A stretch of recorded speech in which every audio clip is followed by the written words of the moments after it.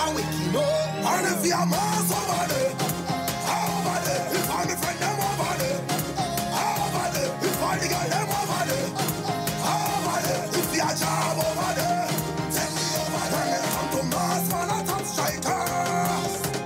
Tell you that we all over. Tell you man a survivors.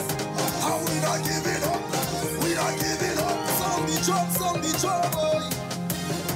And I'm winding down and I'm getting out tonight. Standing firm, boy.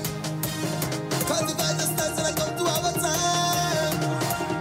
From the time you hear me reach, I will stand jumping up. I'm a friend, I'm in the crowd. I will be a load. Nobody tell me nothing. Liquor have me floating. Just know, I waking up. I'm telling you, I drink the rum last night and I'm falling down. No attacking God for waking me up.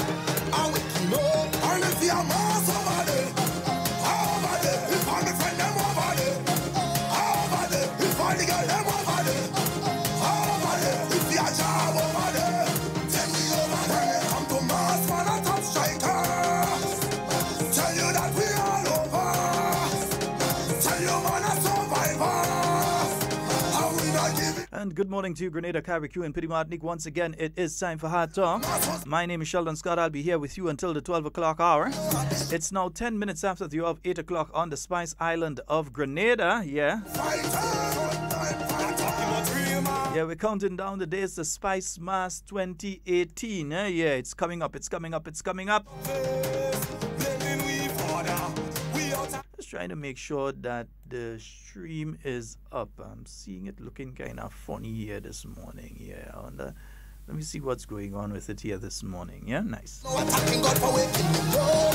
I waking up. And if you're mass over there, if I'm the friend them over there, if I the girl them over there, if you're job over there, take me over there. Come to mass man and top strikers.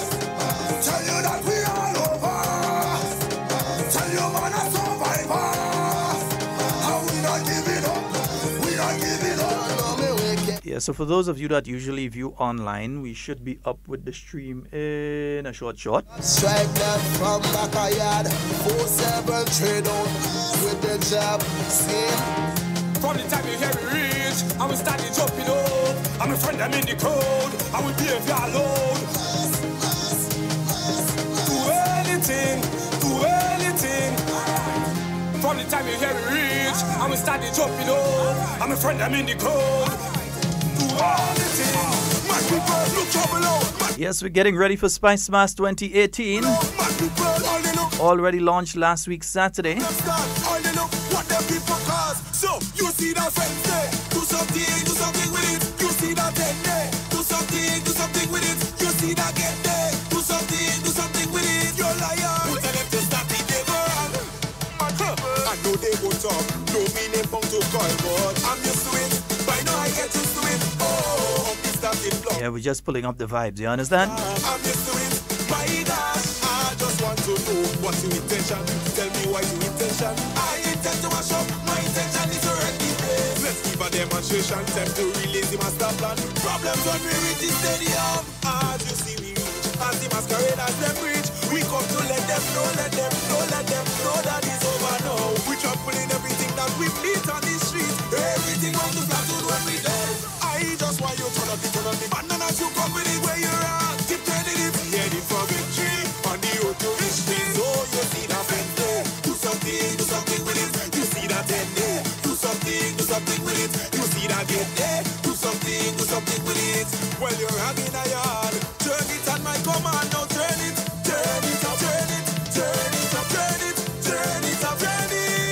From the front to the stand, turn your rock around. Ready or not, here I come. Stadium. Time on the clock, think it's 4:45, man. We wait for this, we wait for this. Oh, on the road is mass, clear the way, let the bands pass. Yeah, we're supposed to be up on Facebook right now and on YouTube. Let me just refresh the YouTube as well. Let's give a demonstration, time to release the master plan. Problems when the big boss reach it down. As you see me reach, as the masquerade as them reach, we come to let them know that it's over now. We trampling everything that we meet on the street. Everything on the platoon when we there. I just want you. Right, I think everything seems to be in order. Let me say a special good morning to those of you joining us online. KB, good morning. I need to talk to you, KB. Give me a call after the program. Yeah, I need to talk to you. Nice. Terry, good morning to you.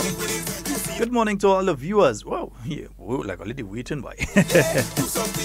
Good morning to all the listeners via the various radio stations. Those of you listening via 97.5 FM, City Sound FM, 89.5 CR FM, and 92.9 Sister Isle FM out there in Carriacou, Petite Martinique, and in Brooklyn 94.9 Sister. No, that's not Sister Island. 94.9 is Noise Radio, We Vibes Radio. Yeah. Yes, indeed. So as I said, we're heading into Spice Mass 2018.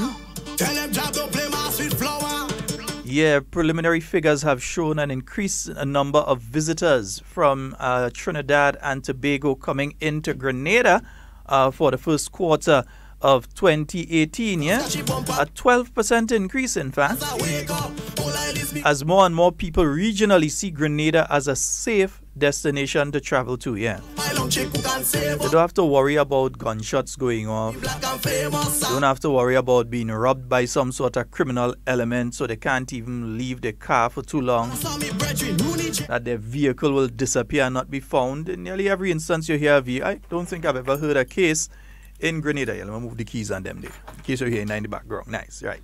Yeah, I don't think I've ever heard of a case in Grenada where a car went missing and it wasn't found. Wasn't a case of somebody taking it to go and joyride and that sort of thing, you know. Grenada is small. Cars don't disappear and then you never find them and those sort of things, yeah. So Grenada is pretty much a safe place, and that's why all of those other countries, they seem to be looking to Grenada as a destination.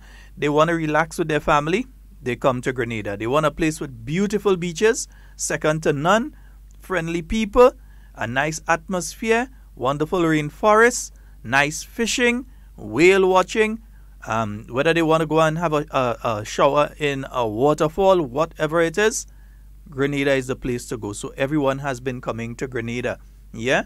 And I expect pretty much with a lot of what the Spice Mass Corporation has done so far down at Trinidad's Carnival, I'm targeting that segmented audience, that carnival-going audience. What they have done down there, together with the other promotions by the Ministry of Tourism and so on in Trinidad and other places, that we're going to see increased number of visitors, not just from Trinidad, but St. Vincent and Barbados and Dominica and all the other islands coming to Grenada for Spice Mass 2018. And we ain't back to front, you know. Yeah, we are real thing. We could play for them and real thing we could, you understand. Our music is second to none as well. That shit. Hey, me, man. We play girls like guitar. I be that good fella. Shades over my eye. No personal. If she give me. Imagine we've never really released Lava Man onto Trinidad yet, you know. When I jump and it feels so right. No personal. Expert, no personal. Nor have we released Boise really, eh? It's mainly been Looney Spark, Electrify. Last year you had Mae. You have Little Natty and Thunder. You've had Mr. Killer. You've had Talpri. We've had back in the day Super P, Ajamo, Black Wizard. We ain't drop Lil Kerry on them yet. We ain't bring Lava Man really and bust out Lava Man in Trinidad yet to have him doing various shows and so there. So we have so many artists that we haven't touched yet, eh? We have so many artists that we haven't touched yet, yeah? Mm-hmm.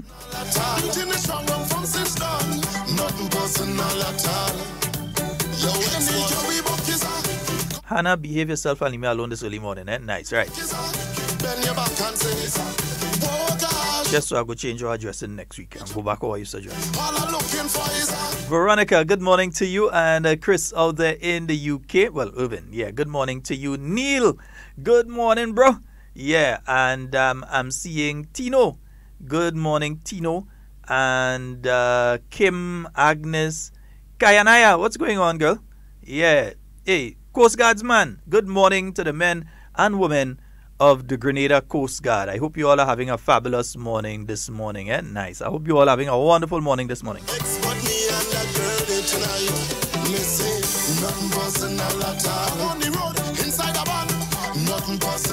at all. And in here, rum in your hand, nothing personal at all. In the strong room from since done, nothing personal at all. Any girl we book is a cock up foot and chuck is a girl take the walk is a bend your back and say oh gosh. Let me say a special good morning to GT out there at 97.5. GT, good morning, bro. How's thing going, man? I ain't hearing you, GT. I ain't hearing you.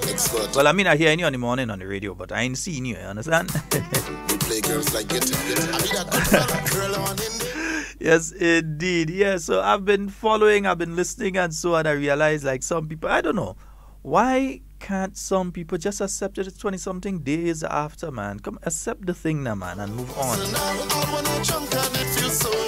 In 2 days from now, election would have been a month ago, yeah?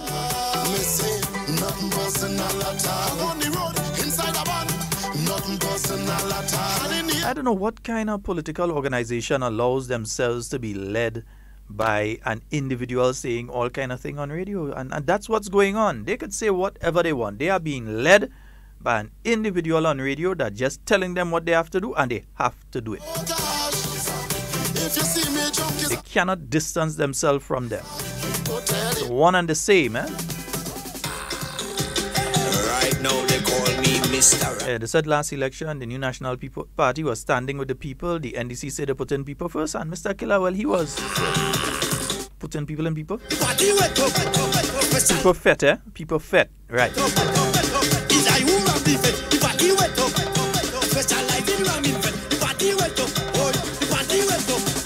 And he call me, event and doing too well. The ads them out on the TV, but tickets and want to sell. I tell he, boy, take it easy. His tickets I know to sell. Just send a woman and check me, and everything gonna be swell. Went back and all in. Saying a special good morning to all of you wherever you are. Cami, good morning. Good morning to those of you down on the St. George bus terminal. All of the drivers, if I start to call name and I leave out a name, I go end up in trouble. You understand? Because if I call Bala and I ain't call Rex, or I go and I call Cyril and I ain't call, you understand? Tyrell, sorry, and I ain't call, so I go end up in trouble. So I will leave all the names alone, right? Nice. I'll just say good morning to all of you on the bus terminal this morning.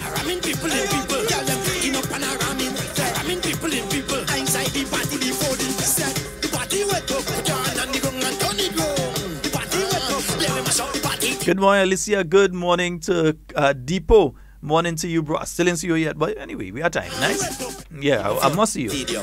Remember, folks, the Grenada Invitational, it is coming up on the 21st. When come to sending out tickets, people find me on. Get your tickets, because from what I've seen, the tickets, I have access to it, and what I'm seeing, tickets are beginning to run lower, so get your tickets now. Yeah, the tickets are beginning to run low. You can also get your ticket for the after party. That's going to be at the Rex Grenadian. And the major artist is going to be Voice out of Trinidad. No, I can't play song. If I play song, I'll get tagged. So I can't play song, you understand? But Voice out of Trinidad, he's going to be the major act at the after party. So you go to the Grenada Invitational. At the end of the Grenada Invitational, they have the after party. So you go home, change, you take a look, relax, and then you come out and you head your way down to the Rex Grenadian. Nice? You're going to be having it out on the lawn there.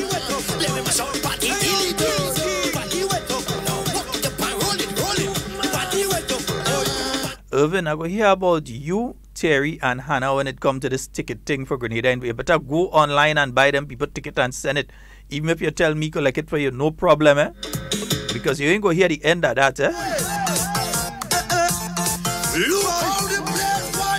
St. John.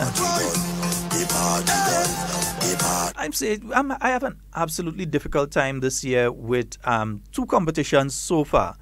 One is the Little Miss Grenada pageant, and two is the National Queen. So my difficult time is trying in my mind to reconcile who is going to win, because all of the contestants that I've seen and heard so far in both competitions are extremely good. So it's difficult. I can't look at anybody and rule them out and say, well, I don't think this one is going to make it. Yeah? When I look at the National Queen competition and the Little Miss Grenada pageant that's coming up on May the 26th as well, when I look at those competitions, believe me, I am extremely confused as to who is going to win. And I believe, Juma, if you're on, I haven't seen you sign in, but I know sometimes you're there and I haven't seen when you signed in. Hit me a message. Let me know if the tickets are here and where the tickets can be purchased for the Little Miss Grenada pageant, because people are listening, yeah?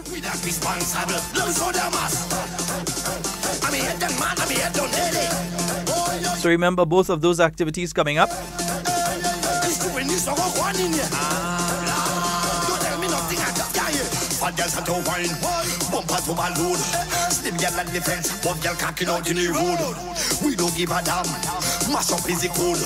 So remember as well, the St. Mark's Festival, it is on. St. Mark Festival, it is on. So this Saturday, they have a hike to Mount St. Catherine and all the waterfalls. They also have a Queen Show, a Night of Elegance. Yeah, so that's going to be at the Bonaire Government School. The hike is going to be starting from Heroes Square at 5 a.m. 5 a.m. At Heroes Square this Saturday. They hike to Mount St. Catherine. That's the St. Mark Development Organization.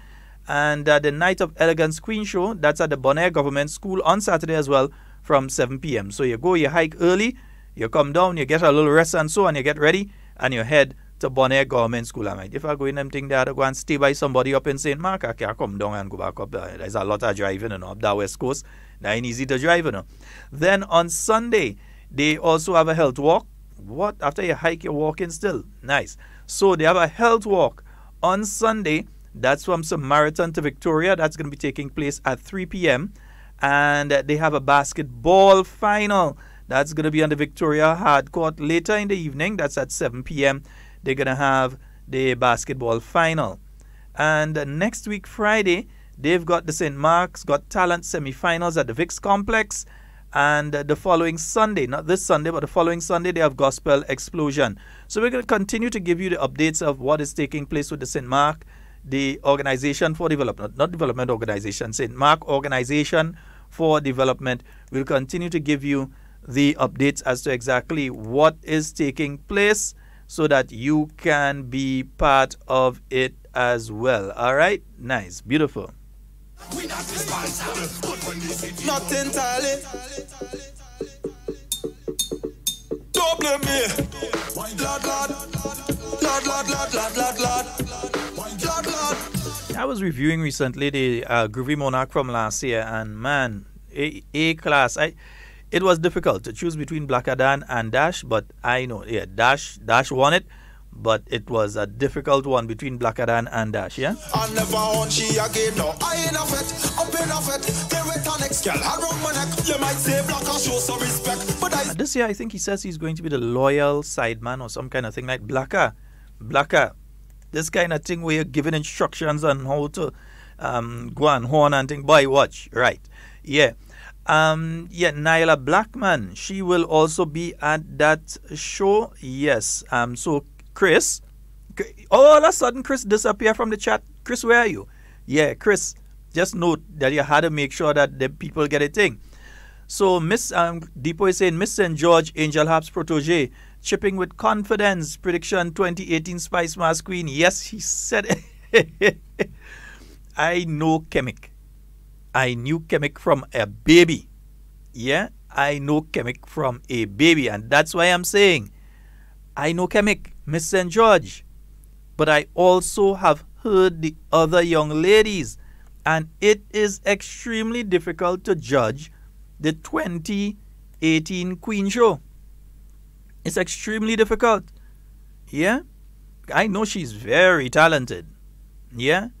But I also have been hearing the other ladies speak. I've been seeing them moving around and so on. So it's going to be a very, very tight competition. Queen Show supposed to sell out this year, you know. It's not supposed to, I mean, it ain't supposed to have no space in Queen Show this year. It's supposed to sell out. And I think they're not doing it at the National Stadium. I think they're doing it at the Spice Basket, yeah. To confirm that with my good friend Kirk Sithahal, who I'm sure is listening and will send me a message to let me know.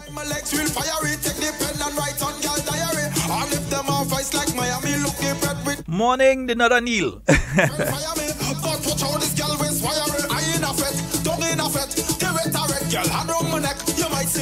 show some respect. But Good morning to you, Denise. I soaking wet, she soaking wet. And Alicia. She on the set, and so the girl looking mess. Man, Yes, Stephen, he's sending a special good morning to Ja Gloria and the Grenadian family. All right, he's listening out there in London. Ja Gloria, how one pile of people that out there in London that always sending messages for you, man. Hey, William Rastaman, morning, The phone numbers, folks, 440-7377 and 347-329-3101. The reason I can remember the overseas number is only because I have it scrolling across my screen. You all know I just never remember that. That's Devon's number. Let's say a special good morning to Devon. Wishing him a speedy recovery. This flu that's going around, it's a dread one, believe me. Wow.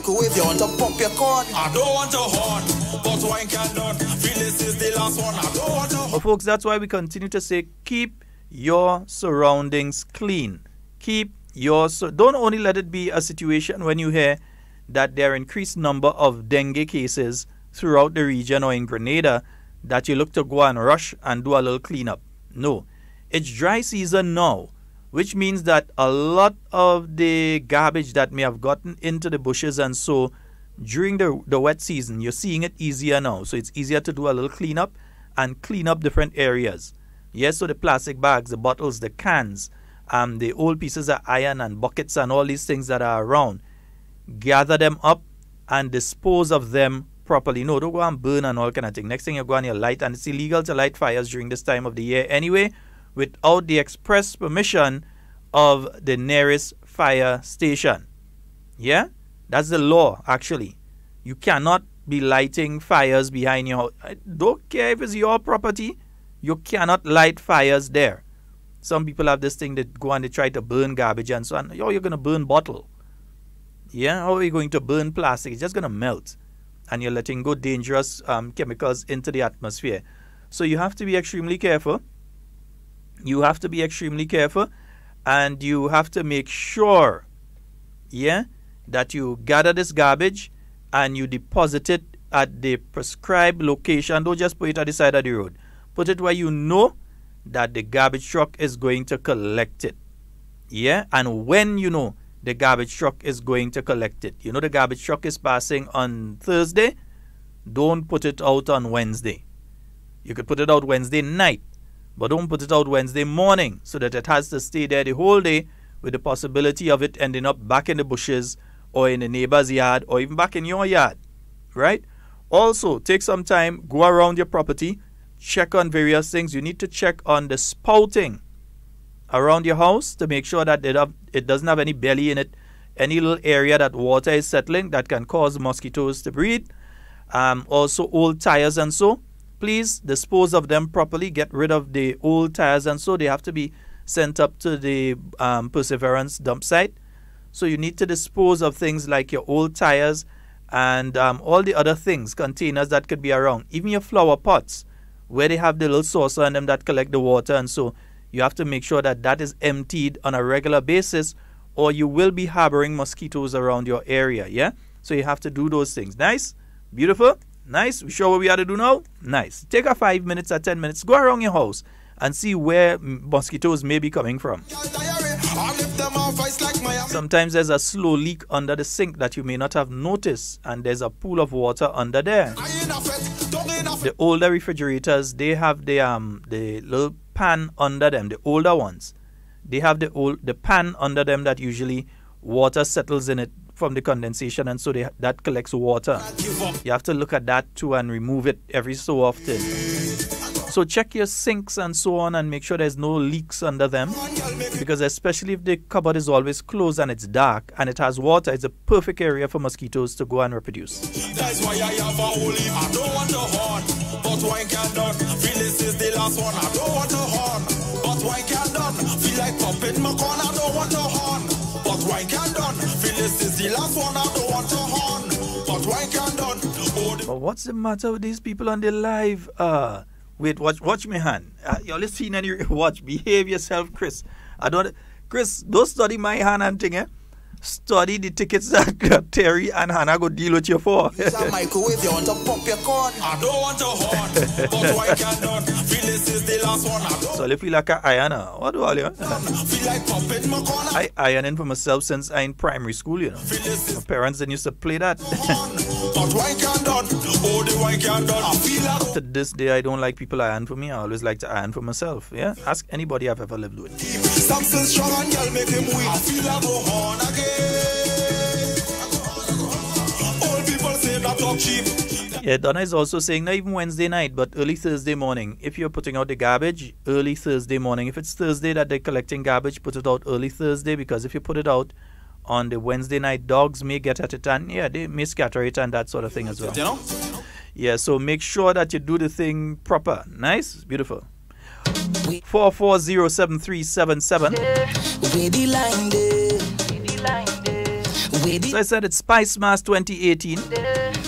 Yes, we're in April. I don't have to wait until August to start playing Grenadian music. You know, we play Grenadian music here all the time, yeah? He said, girl, whining low. She said, no drinks for so. And the whole island come out. So could you miss that, bro? Oh gosh, I feel like a king. Mass in the place after 3 shots of rum. I can't feel my face till I back in milli. Terry, you know if there's anybody with Daddy Ring is you. So I don't understand where you're getting on with. Nice. Mama, take a picture. Move together. We jump in together now. 347-329-3101. I was saying earlier, I'm still trying to understand why some people are not coming to terms with reality. They're still living in this unrealistic world. And it's an unrealistic world in which they actually thought they were winning the last election. Unrealistic. Their own political leader said back in 2013 that any political party that won the 2013 election would more than likely win the following election. They'd be in power as long as 10 or 15 years or however he said it. But he said that it was more than likely that whichever party won the 2013 election would also win the election that came after. And he was correct. Yeah, he didn't lie there. He didn't lie. Bong to lie, didn't lie that time. He was correct when he said that. Yeah? But outside of that, he was the same person that came on the platform now and saying that they're going to win. And their activists were the ones going around saying they're going to win. And I think it's taking a lot of their supporters really hard that they didn't win.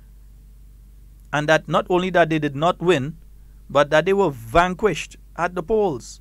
They weren't even able to secure one seat. Yes, some people say it's a sad thing, especially in the context of democracy.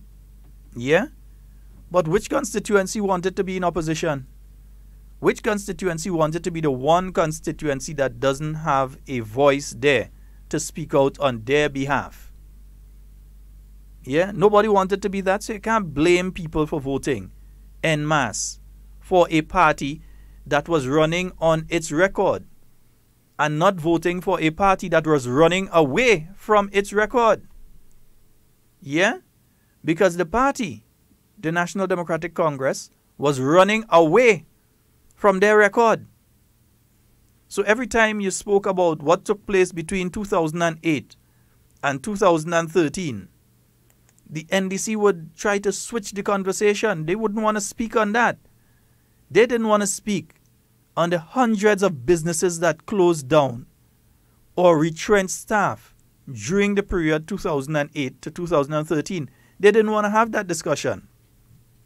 They didn't want to have the discussion about the implementation of VAT and the various aspects of it when it was implemented in 2010. They ran away from that. They would not discuss the performance of their Minister of Finance during the period 2008 to 2013. They ran away from that record because that record is a real record in truth. Negative. When you're looking for growth instead of growth, you had depreciation, you had things going down. So you had no growth in the economy. It was in the negatives. And yes, they want to blame the world economy and so on. That's one aspect of it. They ran away from the record of their Minister of Finance, who just happened to end up being their political leader. They ran from his record. They could not come out and speak on his record and say, well, he was able to achieve A, B, C, D, and E, and as such, he should be given a chance to be the Prime Minister of the country. They ran from the record of their political leader and their finance minister, while the New National Party was able to run on the record of their political leader and their finance minister. Because we can speak of several achievements between 2013 and 2018. The Homegrown Structural Adjustment Program has been a success. And everywhere, from Grenada to Greece, from Australia to America, I've been speaking about Grenada as a model to be followed, not just by small island states, but by countries in general, about how you approach fiscal management and fiscal prudence. Because this administration was able to save millions of dollars between 2013 and 2018. Millions of dollars. They were able to save millions of dollars in relation to fuel costs for vehicles by installing GPS systems in them and monitoring more closely how vehicles are dispersed from the ministries to various locations and so on. Millions of dollars, over $500,000 in the first year. They were also able to reduce the electricity bill by a significant margin. I think it was a little over $1 million. Reduce the electricity bill simply by going through the different government institutions and making sure that they installed energy saving bulbs, and two, that as much as possible, it started happening again. It's something that I think we necessarily need to look at again. And folks, if we drop the ball on this, we're going to end up back in a situation we don't want to be in. When it came to electricity, we made sure that schools, for instance, the unnecessary lights that are on, there's nothing taking place in a school over the weekend, but the lights are on for the entire day. During the daytime, the lights are on inside the school. All the lights are on for the entire day, the entire night, the entire Saturday, the entire Sunday, the entire Monday, and the whole week. So some of those lights never used to come off. So there has been a committee. That's where it had waste management. First of all, you had Senator the Honorable Kenny Lal Singh was in charge of that area. And then you had the Honorable Alexandra Otway Noel.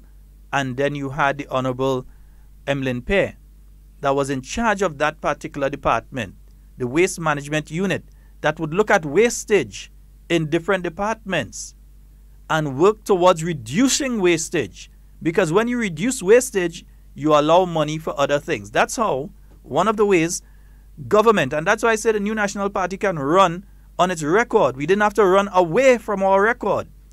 We were able to get the amount of money that you had to spend on a monthly basis down from $18 million more than you were making to break even, and I think it's even gone under right now. I don't have the exact figures now, so I don't want to make a statement that's untrue.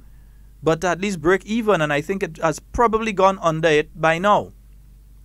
That is what the New National Party and its Minister of Finance was able to achieve. That's just some of what he was able to achieve. Paying salaries on time.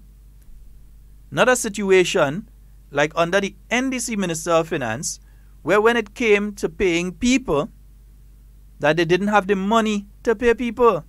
Not just that they was paying later, no. They actually did not have the money to pay.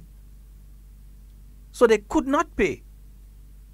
And that's why they had to go to St. Vincent and borrow money and other countries and borrow money to be able to pay. Now they're trying to run around, because what they've been trying to do, they've been taking a look at some of the things that caused them to lose, and they're trying to take those things now and throw it onto the New National Party and say, this is what the NNP doing. All they vote us out for that, but look, the NNP doing the same thing. So now they're trying to peddle the story that NNP ain't pay public workers. So public workers looking at each other and saying, but I get paid and you get paid, yeah. But what are they talking about? And it's simply a case that within one ministry, not that there was no money to pay, the money was paid, but because it was paid at a particular time and you had that long weekend, that several teachers did not receive their salary. Yeah, that's not because they were paid late. It's because they were being paid through the credit union. And when you're being paid through the credit union, they have to send that check. Now, when they receive the check, that one check on behalf of the teachers, and so they have to take that and they have to now send it to the bank, who's going to take about 2 or 3 days, and then clear the check so that the credit union could go ahead and pay the individuals. Because several of the people who are having the problem, they are being paid through salary deduction at credit unions. They have loans with credit unions, mortgages with credit unions. So when the payment comes in, the entire salary goes to the credit union. The credit union clears the payment, takes their money, and then makes available the rest of the money to the teachers and to the other people who go through that process with government. So it's simple to understand. It's simple to understand. But because they got so much licks from the public servants, I know policemen who voted this time around, and they said, straight up, I vote for my pension and I vote to make sure that I get in my salary on time. No late salary, no 42nd and 43rd of the month. I want to make sure I get my salary on time.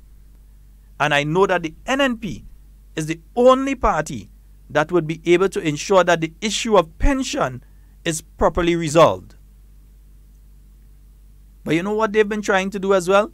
They've been trying, because remember, in about 3 weeks' time, or 2 weeks' time or so, it's going to be Labor Day.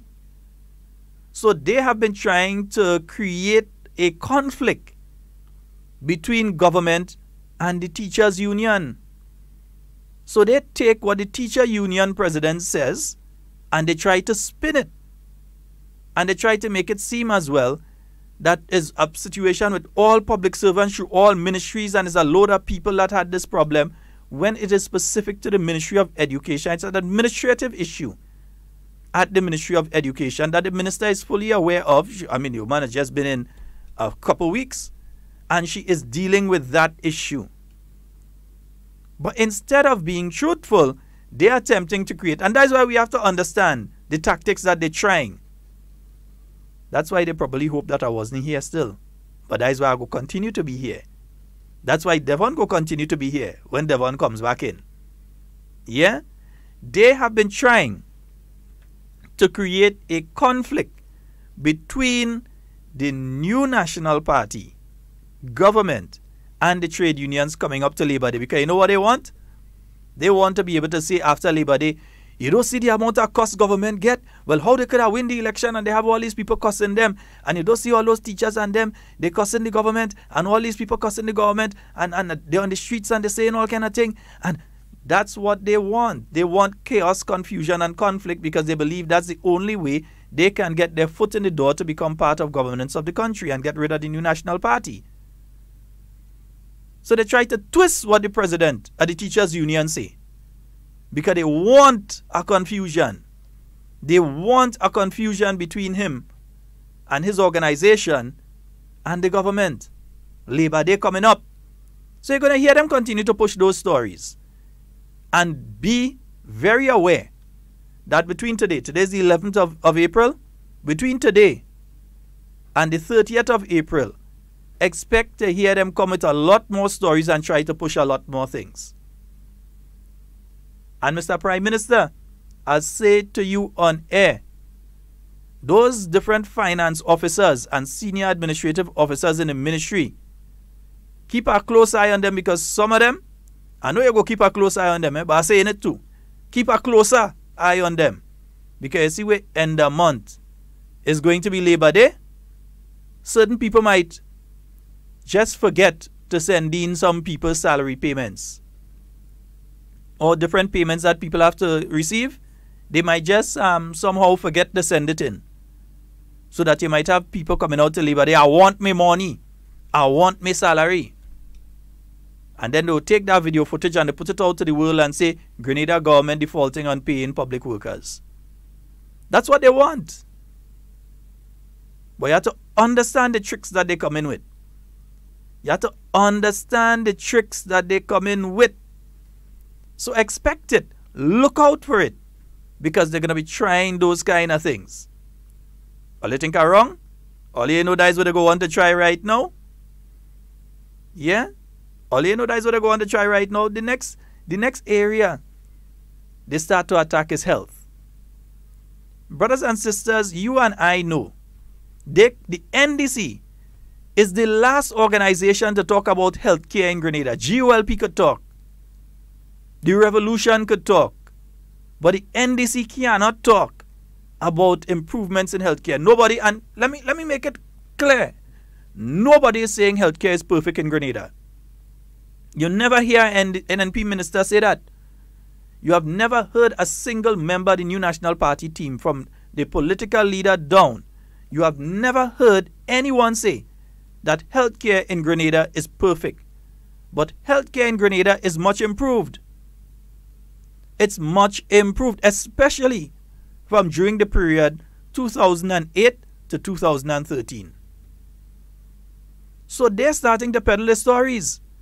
Ask them simply, where are the two people who held the portfolio of Minister of Health during the period of the National Democratic Congress? Ask them where they were. Ask them especially, where is Ann Peters?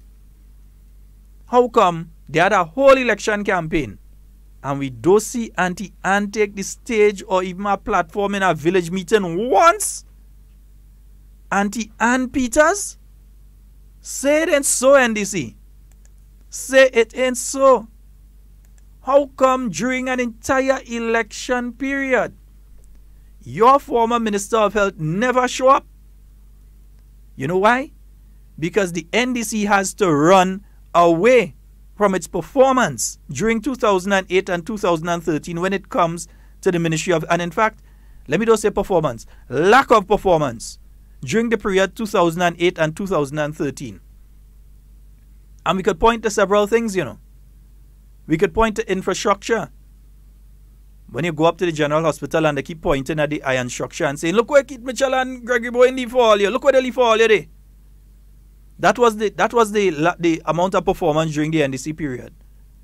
But any of you that unfortunately have had to go, I do say unfortunately, that have had to go up to the General, or fortunately, there are some fortunate reasons you go there, the birth of a child and so on, but have had to go up to the General Hospital within the past few months or so, within the last year, you would see the developments that have been taking place there, the continued developments, because developments, positive ones, take place under the New National Party.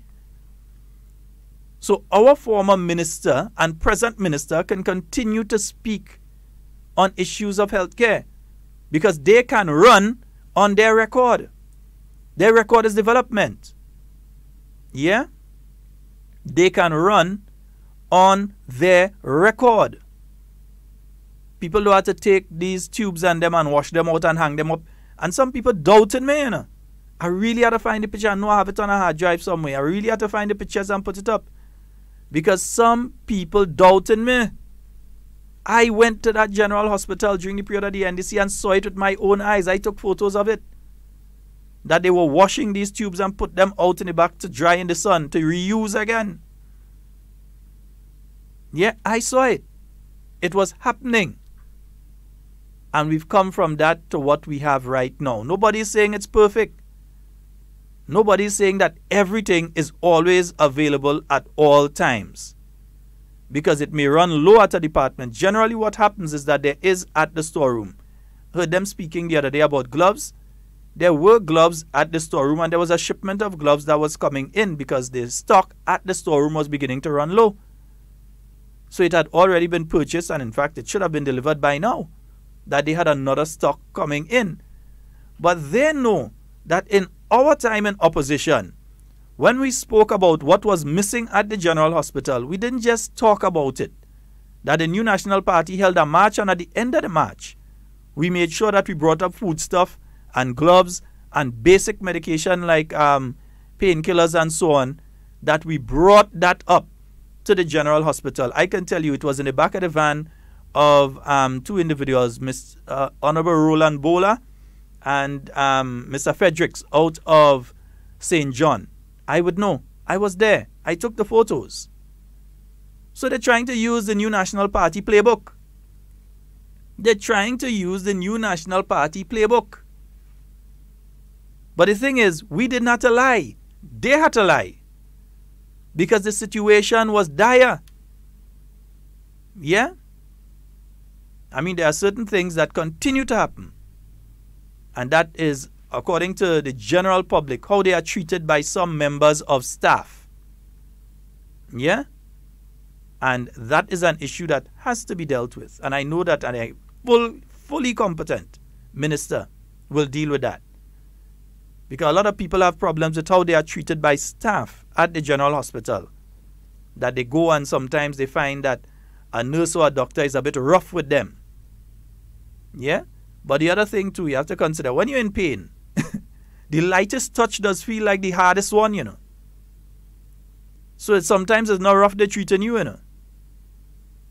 Yeah, no, not trying to defend the nurses, but telling you, when you're in pain, if your hand paining you and somebody come and they shake your hand, you know how painful that does feel? It's not that they squeeze you, it's not that they ill-treat you. Sometimes when they come and they just shake your hand, it pains. So when you're at the general hospital and you're in pain, or you're stressed out, sometimes they treat you normally, you know. But you perceive it differently because your body, your mind is in a whole lot of pain. So you're in pain at the accident and emergency, and they say, hold on a moment, doctor will be with you in a while. But you want to see doctor like yesterday immediately because you're in real pain.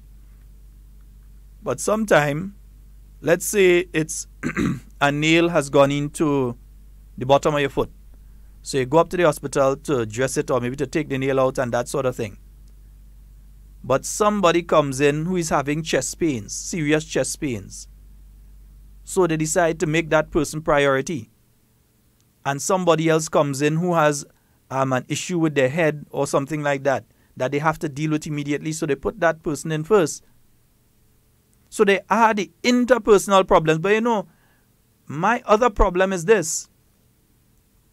When it comes to saying the negatives, we could do a calling program now. We could open the phone line and tell people call in and say about how they were treated at the hospital. And the vast majority will call in and speak about the bad. But you have nurses who are there. Sometimes they don't see daylight. Because according to the shift they're working, they ain't even seeing daylight. Because they're inside right through. Daytime they sleep, in nighttime they're working. Yeah? And they do their very best. You have nursing assistants that do their very best. You have other people within the healthcare system, the food servers and so, that do their very best and are very nice people. But you don't hear people calling radio programs and saying, nurse so-and-so on ward so-and-so was very nice to me. She's a very nice lady. I just want to say congratulations to her. Keep it up. Or nurse so-and-so, he was very nice. And I'd like to congratulate him and ask him to keep up the good work. Or Dr. So-and-so, I went there and they have such a pleasant bedside manner and I'd like to thank them. We have people that love to speak about the negatives, but they don't like to speak about the positives. When we were in opposition, I had an x-ray done. And when I did that x-ray, I came on radio afterwards and I praised the staff at the x-ray unit. They were more than professional. And I'm speaking about during the opposition time. They were more than professional. They did an excellent job. I didn't even have to spend a long amount of time there. They did an excellent job. Yeah? So when people do good, regardless of what we think politically, we must say that they're doing good. You're seeing new ambulances around the place. New ambulances. Yeah? So you're telling me that the Minister of Health isn't doing an excellent job? You're seeing a new accident and emergency wing built. Right now they're looking to equip it, but not just equip it, to do some retraining with staff to be able to deal with high stress situations so that the people who are working within that unit, that they're able to more effectively deal with people when they're coming in. Yeah? But you ain't hearing them talk about that. You ain't people talk about that. Yeah? At least the mental patients could receive medication now. They wasn't getting it between 2008 and 2013. At times, they was not able to get it. Yeah? So we have to give Jack his jacket.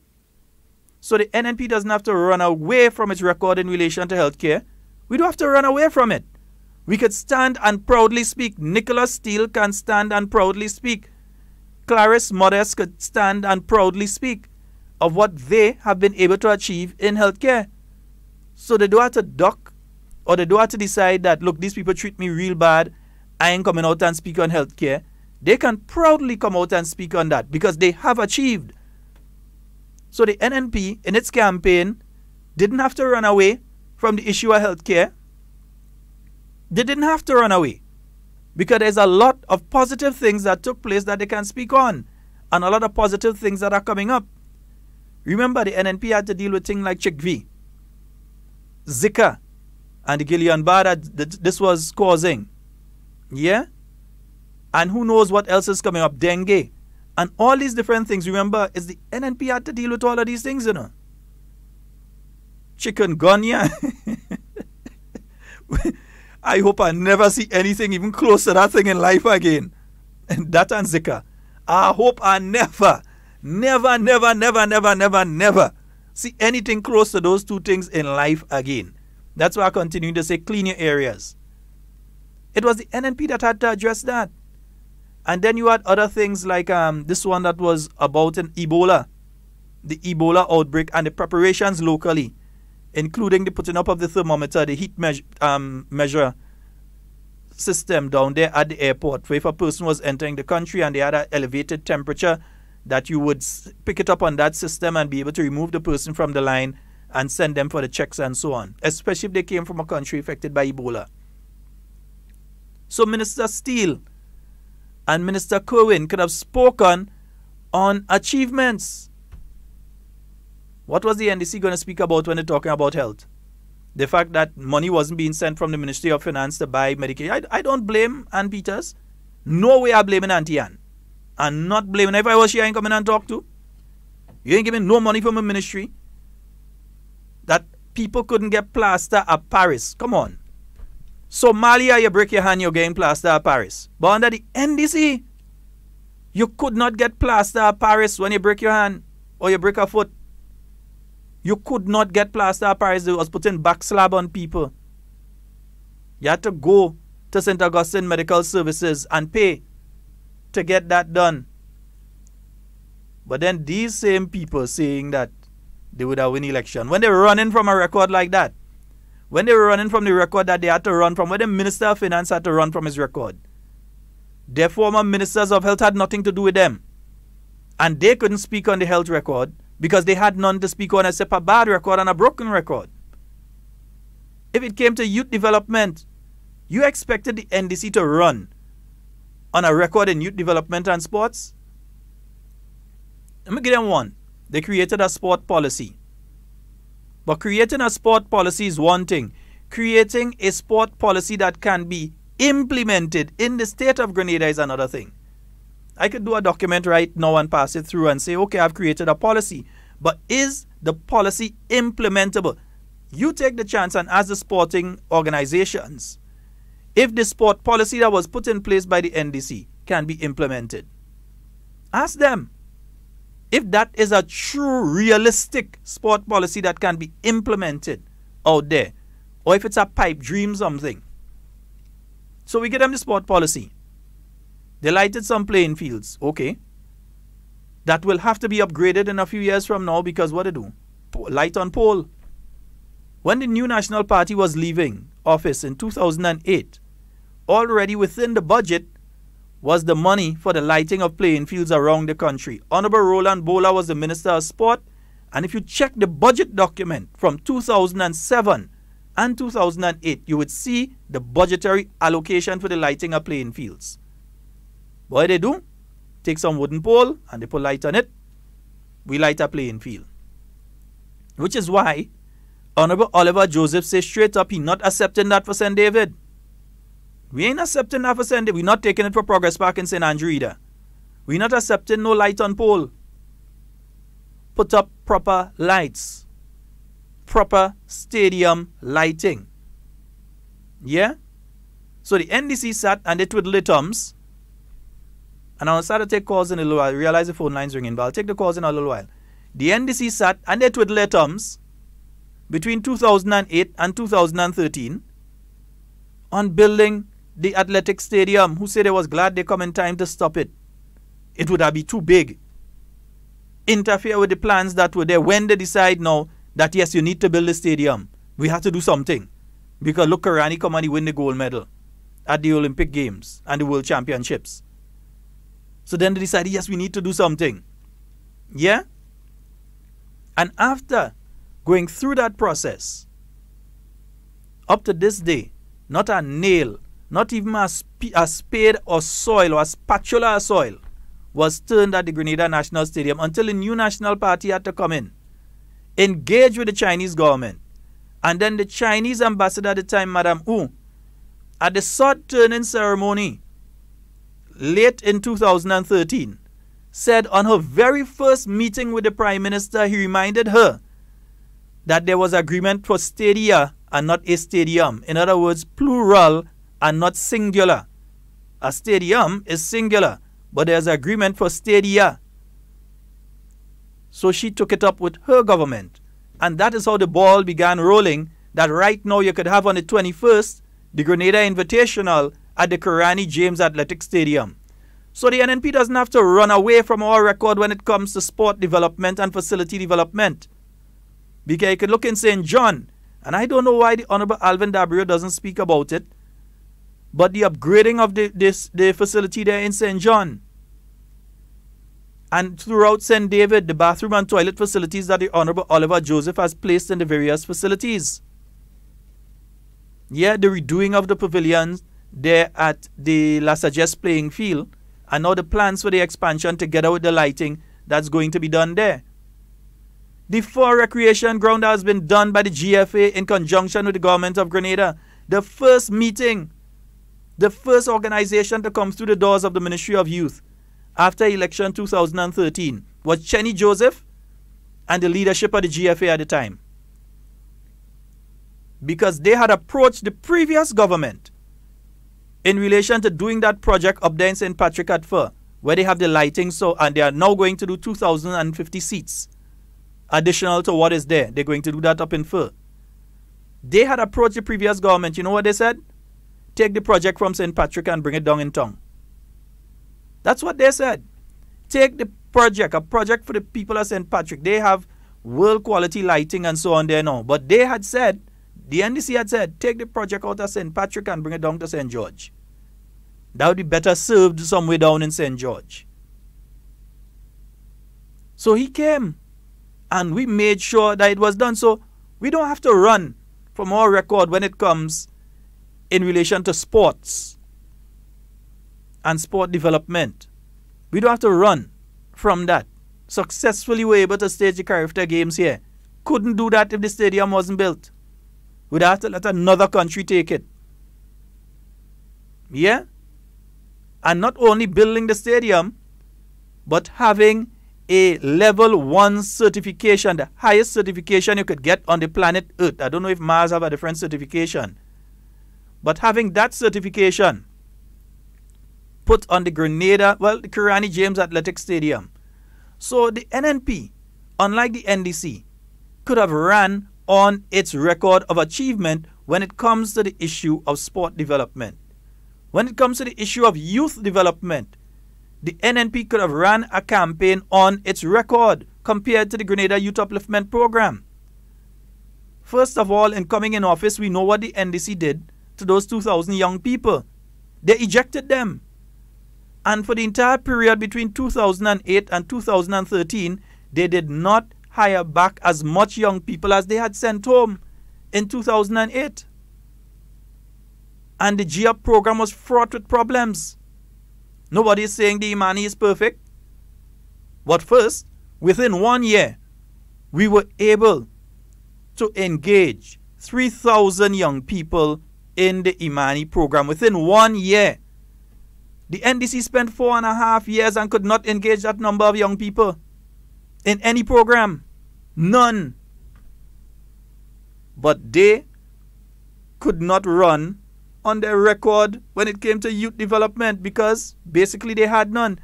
Instead of building the Grand Bacolet facility, so young men and young women wouldn't have to go and sit down in Richmond Hill Prison between hardback criminals. They stalled the project due to politics, refused to pay the contractor, caused you, the Grenadian people, to have to pay tens of thousands of dollars more now to go and do rehabilitative work before the facility could have been completed. That was the NDC record when it came to youth rehabilitation. That you had the then minister saying that how it was better to spend money on football than it was on developing young people who have been misbehaving. That was the words of the former sport minister under the NDC. So he couldn't run on a record. They had a program where they were paying for people to do CXC subjects. The first year, nice. Some people pass. Second and third year, the amount of passes fell so low that they stopped the program. Then they come in and saying that the NNP stopped the program. So the program was a failure again. Because they were giving stipends to people to go and do the classes who never show up in a class.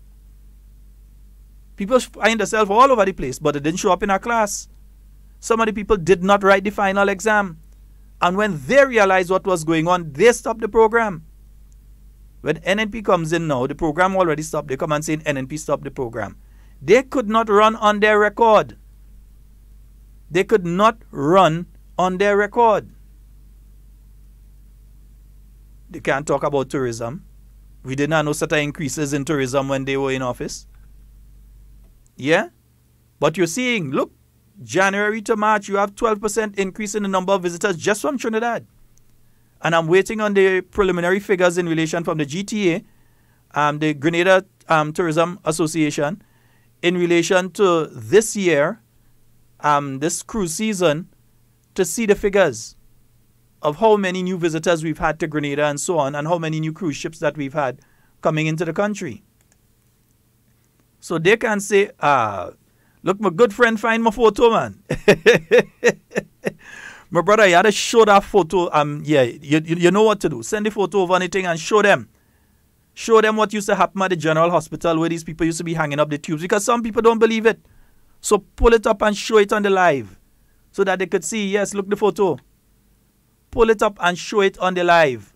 That is what used to be going on at the General Hospital under the NDC.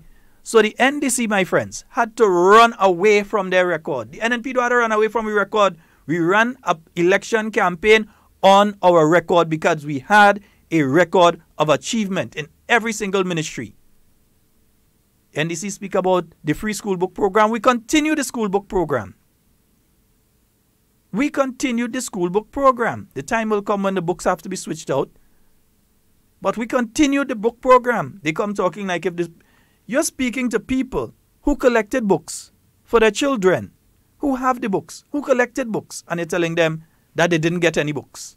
They know they went, they were called and they went, they collect the books and so on, they brought in the books on the previous term under the NNP.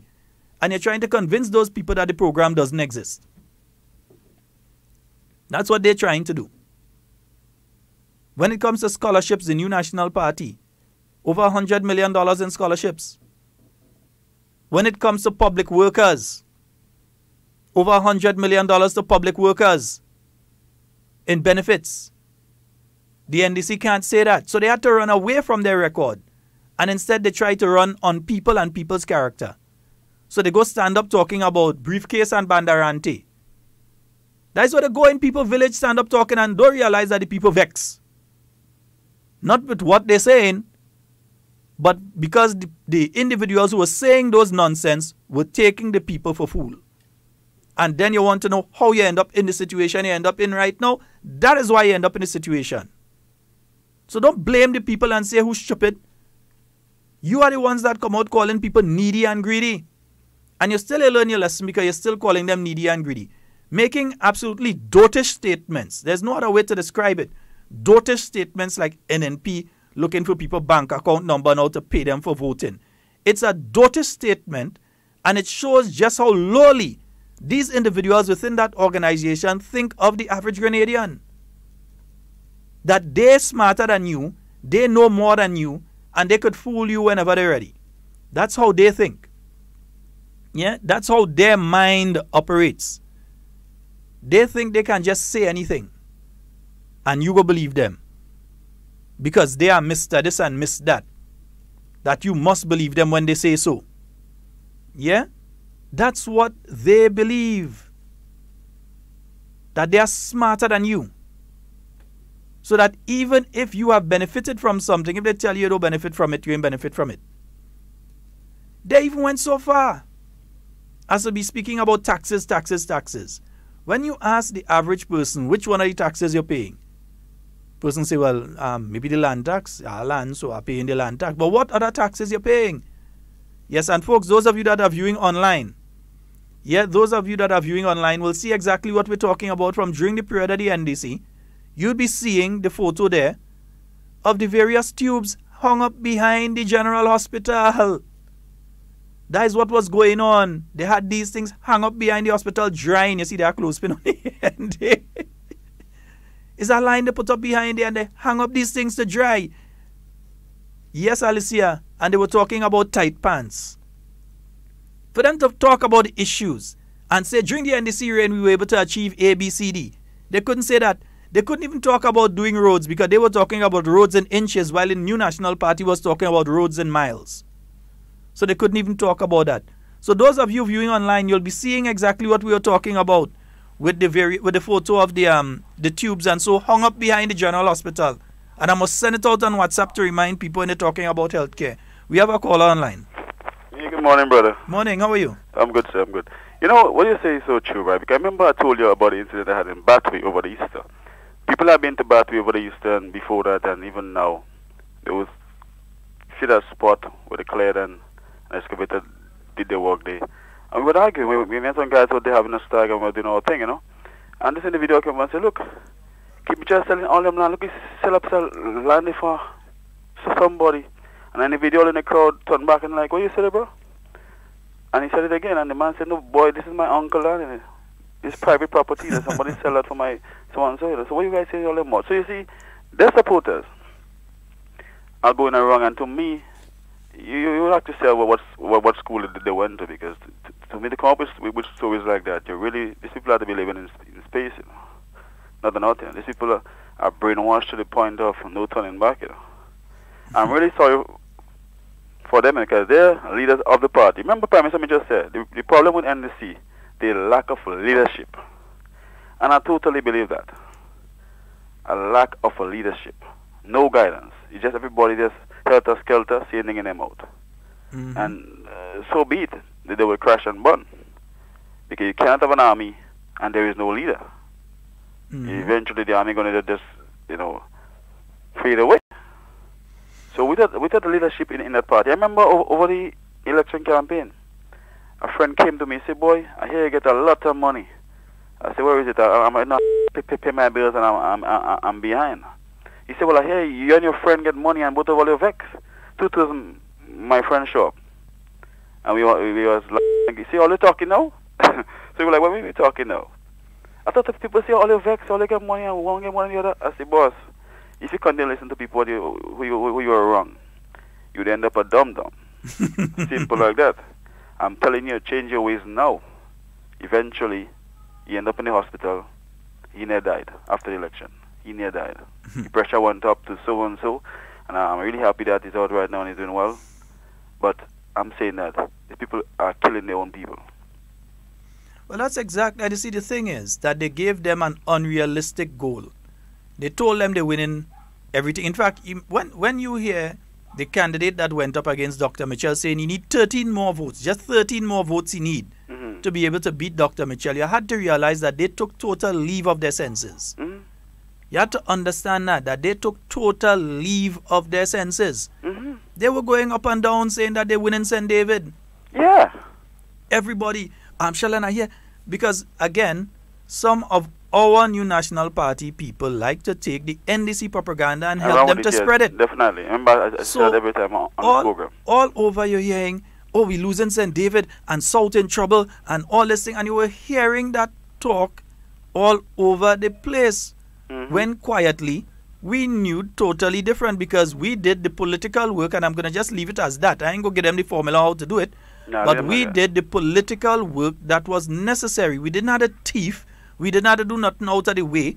We did the political work that was necessary to be able to win. But not just that, Oliver Joseph could have ran on the record of his party. Definitely. He could have ran on the record of his Minister of Finance. He could have ran on the record of his Minister of Health. He could have ran on the record of his Minister of Education. He didn't have to run away from it. Meanwhile, all of the NDC candidates had to be running away from the record of their individual ministers from during their period of time. Exactly. And the implosion of their organization. Exactly. I remember, Sheldon, there's a lot of personal stories. There's people that I know voted for NDC in the last election. Now this one I gone there. And they have seen their bank account diminish because they have a lack of job, they couldn't get a job, they're in the construction field. Men who went back to farming, men who are doing this, there are a lot of people that lost their homes. There are a lot of personal stories that the NDC never take heed of, what they did to people. Then they turn around and call people needy and greedy and beg. If a man lost his home, a man lost his business, he voted for you, and then you're calling him needy and greedy now. The people really don't understand the kind of problem they put people in. But they really didn't get it. But let me stick stick up in there, because the person who's saying this needy and greedy thing is the most needy and greedy person on the island. No, I don't have to, y'all know me. I ain't putting no bully in my mouth to talk. I say no to say. I get that, you know what I'm saying? Because at the end of the day, they are calling people needy and greedy. Right. A person doesn't make themselves needy. A person may be born into certain circumstances, and as such they become needy. And even the most wealthy person becomes needy at a point in time for some service or something. No, they want to borrow. Everybody at a point in time is needy.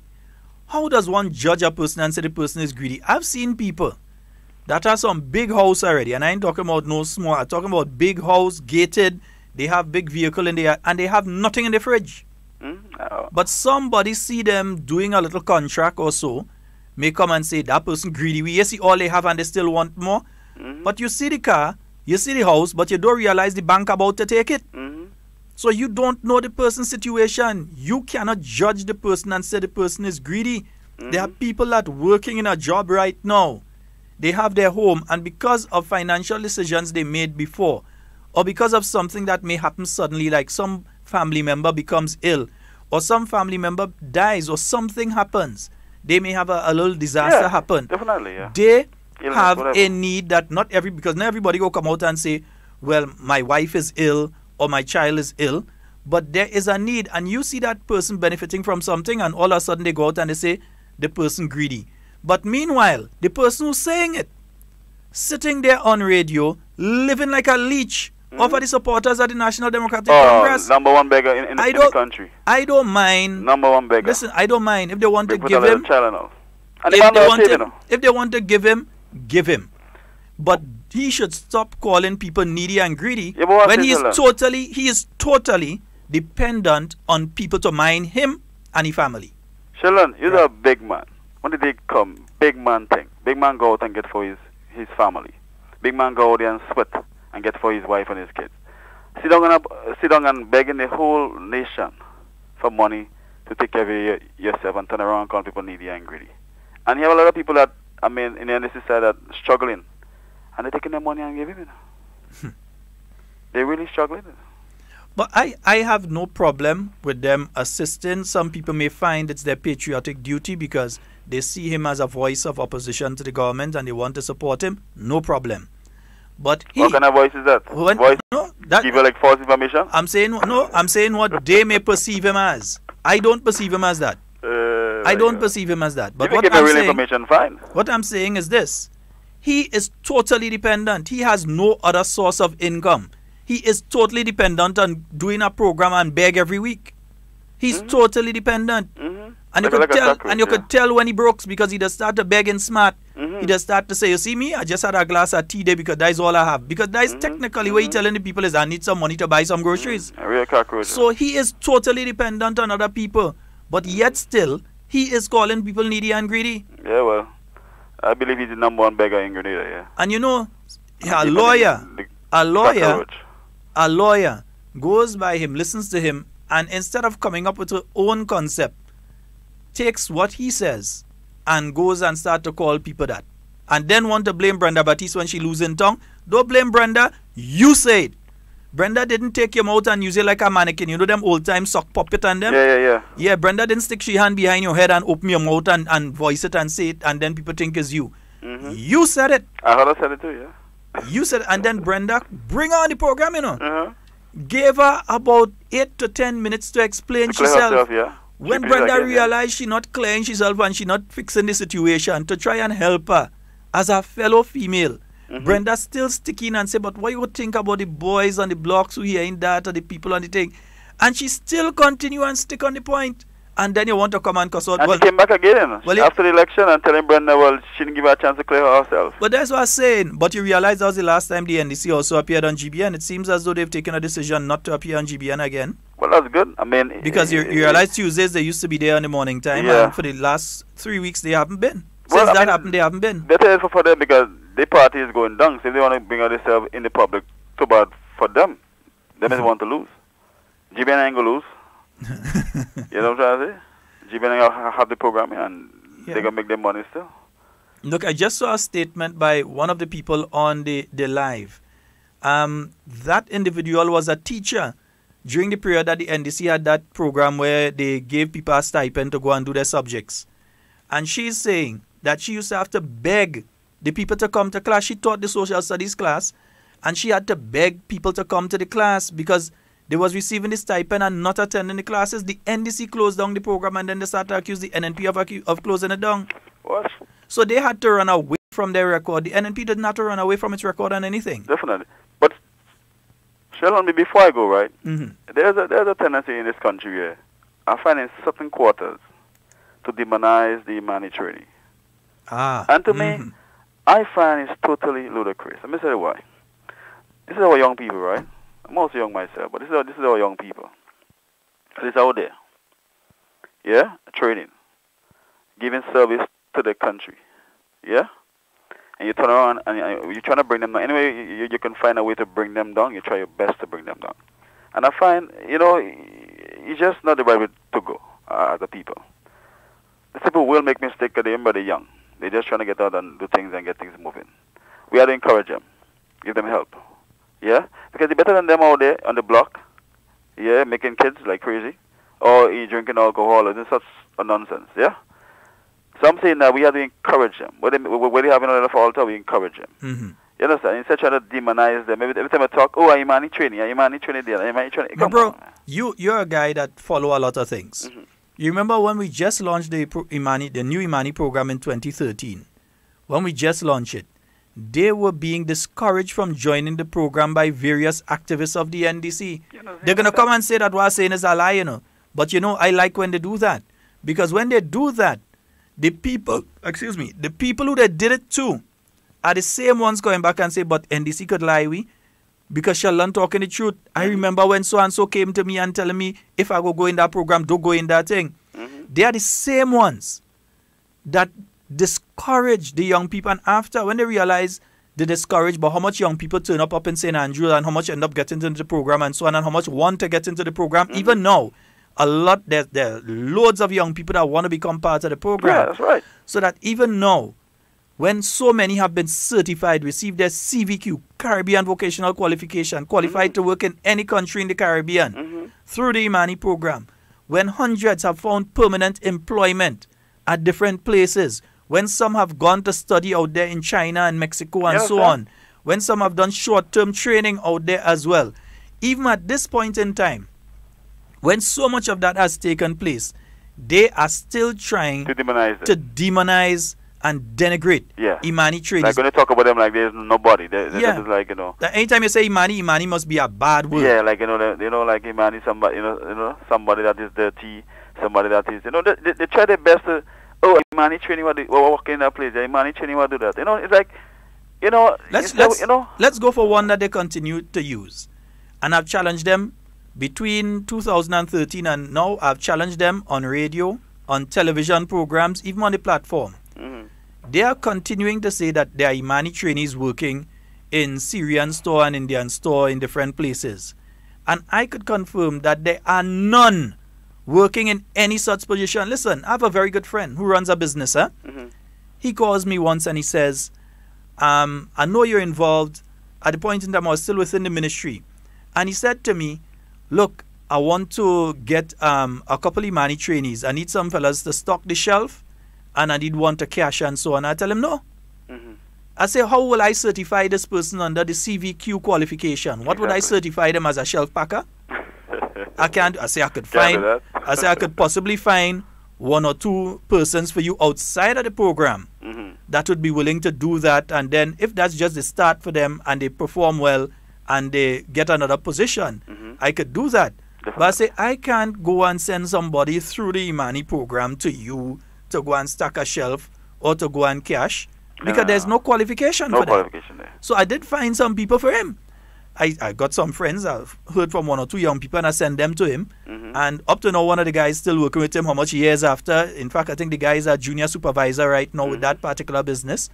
So you do have opportunities for young people. But we could have ran on our record. We could run on a record as saying, look, we take 3,000 young people into our program. Perfect or imperfect, we have tried. We took 3,000 young people in our program. We can also run on a record and say, most of those young people, not all, but most of them have received a CVQ qualification, most of them. A regional qualification. We know all and go take it on, you know, but most of them, that we want to hear, you know. So it's still an improvement. They're having them on the block, having them all over the place doing stuff, and you know that basically, you know, we're in a small country, we're in a third world country, and things ain't going to be perfect here, but we can make things work to the best of our ability. Yes, indeed. You understand? So have a nice day, brother. My brother. Blessings. Yes, indeed. 440-7377 and 347-329-3101. That's the other number for you to call. Yeah, that's what the NDC need to look at. They could not have ran a campaign on their record. They had to run away from their record. And here's the thing, I will be the last person to say the NDC didn't achieve anything positive between 2008 and 2013. But their problem was that those things were achieved by people like Peter David and Glennis Roberts. So they couldn't talk on them thing. When it came to foreign affairs, they had various achievements there. But they couldn't talk on that because if they talk on that, they would have to give Peter Charles David the praise. So they couldn't talk on that. So they still had to run away from the record, even on what they were able to achieve. Good morning, Sheldon. Good morning. Good morning. I'm good. How are you? Sheldon, as I listen to you, and I could sometimes say that NMP achievement in 2013 was excellent. It was excellent, and they could have, and the NMP government and we, the NMP supporters and members, we could stand and testify of the achievement of NMP in government. All right? But when you look at NDC, what they did, what did they do? Nothing. Negative. What NDP could have stand and testify? Why you have NDC running away from the record? Because the record was so bad. They could not have anything to stand and talk about something good. Right? And what they did during the campaign, try to pull down, demonize people, and have the worst thing to say about people. Right? The worst thing to say about people, while people looking at the issue, what you could do to help better their living condition? Why are you campaigning on to destroy and to pull down? Right? But NMP campaign on the issue of how they could help better the living condition of people. Right? And we as the supporters, our task was easy to stand and testify of the achievement of NDC. When you of the achievement of NMP, when you look at NDC supporters, okay, like they will call you and they say, "Brother Sheldon, you're lying." Ask them, when you ask them what they lying, what they did, they just put on the phone. Because they can't always, say nothing. Some of them meet me from time to time, and one of them met me in Grenville. My good friend Chichi, I met her in Grenville. They can't defend themselves because there is nothing to defend. Because when you're speaking the truth, right, the truth, you cannot defend the truth because the truth always be the truth, right? Because look at Dr. Mitchell, finance minister. Look at all the ministers that was there in 2013. All ministers achieve it excellent. They solve it excellent, right? And I want to say, Brother Sheldon, and if they don't want to learn from the mistake and they want to continue going on the road, the result going to be in 2023 going to be the same. They will be the same because you have to help people, try to better live condition of people. How are we going to help people? Not how are we going to destroy people? Right? And NMP is a party of love and unity, while NDC is trying to divide and separate. Before you run off, let's look at a simple aspect. Tillman Thomas. Let me tell you. Yeah. Tillman Thomas versus Dr. The Right Keith Mitchell. Now, when you look at when Tillman Thomas reshuffled our cabinet, the reason that you would have had the problem that he had and the problems that he had when he reshuffled our cabinet was because it was an act of spite. Yeah. It was an act of punishment to some people that are getting rid of you from this ministry, or certain people push things in his head and he decide, oh, this person trying to take over from me, so I'm going to put them over there and I'm going to push this person there. So when he reshuffled the cabinet, it was always a problem because he was doing things out of spite. Now, when Dr. The Right Honorable Keith Mitchell reshuffled the cabinet, you realize that what he was doing was giving various people a feel of different ministries and more exposure.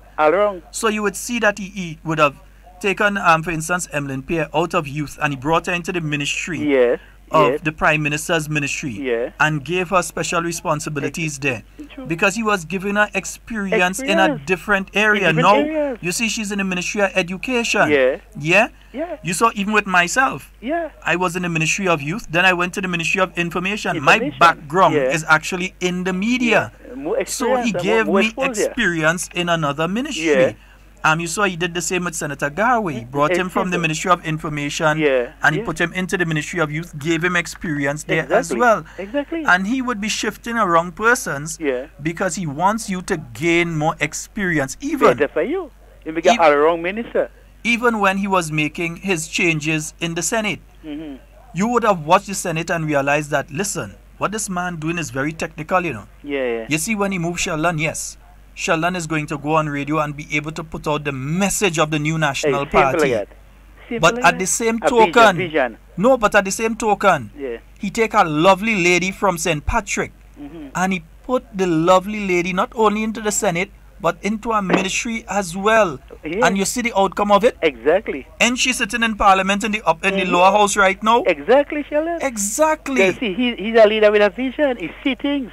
So you can see clearly the difference between how Dr. The Right Honorable Keith Mitchell operates strategically and with the country's interests at heart and with the personal interests of the people that he's interacting with at heart.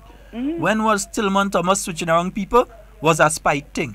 Take Peter out of Foreign Affairs. I know take Glennis and move her where you want. Demote Michael Church. Fire Joe Gilbert. All of these things were spite things. Spite. Even when he moved Carl Hood, spite thing again. Same thing. It's spite. And see, Brother, I always say, see, ungratefulness. I remember Honorable Peter David when they voted no confidence. Alright? When Peter want to encourage Joanne also to vote for the Prime Minister, alright? Tillman Thomas. Alright? To be the Prime Minister. After that, the man still went in a meeting in St. Lucia and Joanne interviewed him. And he had the worst of to say about Peter, man. But he was talking about the leftists and all kind of thing when he had the man who was the Minister of Finance during the period of the RMC. That's the greatest, sir. Is that the greatest? The greatest I ever see. Anyway, my brother, you enjoy your say. You have a good day, man. All right, God bless you. Yeah, that's why I say the new national party does not have to run away from its record. The NDC, they had to run, and then they want to cuss everybody now. You want to come, you failed. You had an opportunity. You had 11 seats to 4. You had it all. Everything is set up there for you. But you crumbled. And you want to come and blame the new national party for winning the last election? Say the thief it. We've been saying since last year, they will come with that story, so they ain't fooling nobody. We expected that. Yeah? Because you all refuse to accept you lose. According to Jah Glory, they just can't accept they lose. I can't sing. Jah Glory, you got to sing that one for you. I'll play it in a while. I can't sing it. Yeah? But you want to blame other people for what took place with you due to your actions and inaction. You can't blame people. Don't call people needy and greedy and say NNP pay people because you know it's not true. And you're digging a deeper pit for yourself. Some people say, okay, Sheldon gave him advice again. I know that's what you're saying. I know. But at the end of the day, I can't stand to hear stupidness for long. And what I'm hearing from them is a lot of stupidness. A lot of stupidness. Good morning. Good morning, Sheldon. How are you? Hey, I'm fine. Yes. To do with Claudette Joseph, do you remember she would have said that people need young green, right? Mm-hmm. But then I heard her, I think it was Monday, blaming somebody, say somebody tell her something. Everything that she said is somebody tell her so she don't have a brain in her head. So how could you blame exactly, my brother? You want to blame other people for it? She made the statement. Just accept that you made the statement, you were wrong. And that's the thing. NDC never admits that they're wrong. No. Just like they can't realize that they lose, they can't accept that they lose. They still can't accept 2013, much less to accept 2018. They can't accept it. They say that's how government use it. So how we win 15 seats in 2013 and we wasn't in office? So we used state resources in 2013 and win 15 seats? We wasn't in office. Was the NDC that was in office? We made bills there for millions of dollars for material that same NDC administration had gone and taken just before the last election. Millions of, they nearly bust some of them hardware. We had to rush out and go and pay them because some of them was beginning to get in problems with the bank. Exactly. So they have to, I mean, Claudette has a brain in her head. No, so if she want to upset with what she say, the only person for she to be vexed with is herself. She can't be vexed with anybody. Yes. All right, my brother. All right, have a enjoy good one. your day. Yeah, you too. Miss Bernice, good morning to you. Yeah, also to you, Miss Clytie, good morning. Mommy George, good morning. Yeah, Miss Noriega, good morning to you as well. Miss Jacob, good morning. Good morning to each and every one of you. I hope all of you having a fabulous day today. Crookshank family, Mr. and Mrs., good morning to both of you, my people. Ambassador, down there on the beach, down by Umbrella. When you reach down there, you're going to Grandans Beach. Let me say that because I know my partner Muscles go start to get free day. Muscles? Morning, bro. When you go down to Grandans Beach and you go down by the umbrellas area there and you want a beach chair, just ask anybody for the ambassador. Yeah?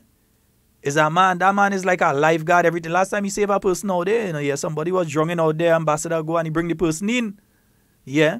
So again, your beach chair and everything, you have beach chair with cooler in the back and it and all. You want an umbrella, you find the sun burning you. Yeah, for those of you in the snow, you find the sun burning you, you could go and check ambassador. You're getting it. We have a caller. Good morning.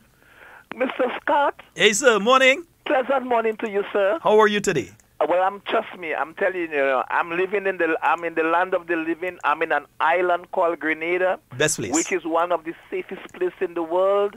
Mm-hmm. And, which, based on the kind of crimes that take place here and the police ability to solve it, it's an excellent jurisdiction. Being in an island like that, I am extremely thankful. Now, Mr. Scott, listen to this.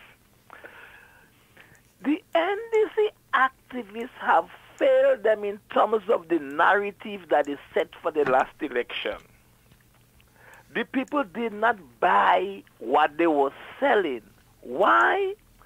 Because the same things that they could not have sold 15 or 20 years ago, they came back with the same old story. Now, this same losers and them in terms of the narrative, they are now telling the NDC not to take any of the senatorial positions that will be offered to them.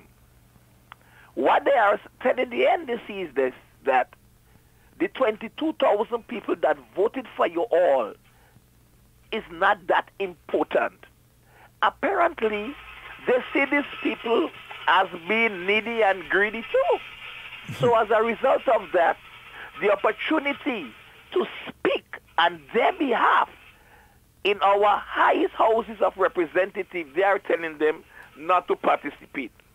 But listen, let me say good morning to Devon. I know Nas' intention is to strip you naked, but tell him, you have clothes. We're going to make sure you get some. Now, Mr. Scott, do you know I am more sympathetic to NDC supporters than you and many of NNP supporters are. Why? Because I understand the pain they are feeling, because I was on the receiving end in 1999. Mm-hmm. I understand the pain. I understand the frustration. I understand the shame. I understand the white flag mentality. I understand the feeling of that is the death of a political species. And the fact that many of these NDC supporters will be voting for the NNP in the next election, make no mistake about it, I am most sympathetic to them. Why? Because I believe they have realized that, look, this party is not going anywhere. And most of all, they have seen this government perform, and they realize that Grenada is in a better place today than it was under the party that they supported, which was the NDC. And they clearly see the decision and the vision of the new national party in terms of not being biased, in terms of making sure that who needs the assistance gets it, in terms of making sure that they have a country to run and they have to work in the interests of all Grenadians, not just who voted for them.